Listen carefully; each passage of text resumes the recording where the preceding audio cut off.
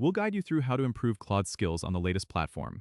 If you find this helpful, consider subscribing and liking the video. First, open your web browser and navigate to the Claude AI platform.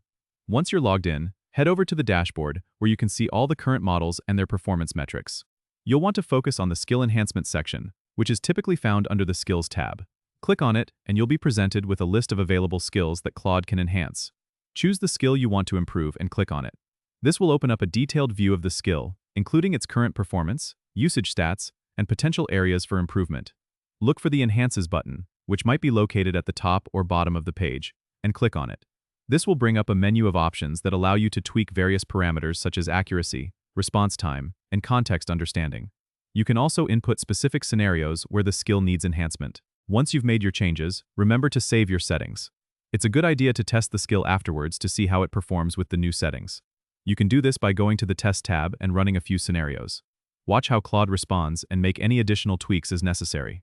This iterative process helps in gradually refining the skill to meet your specific needs. Don't forget to subscribe and comment if this helped you out.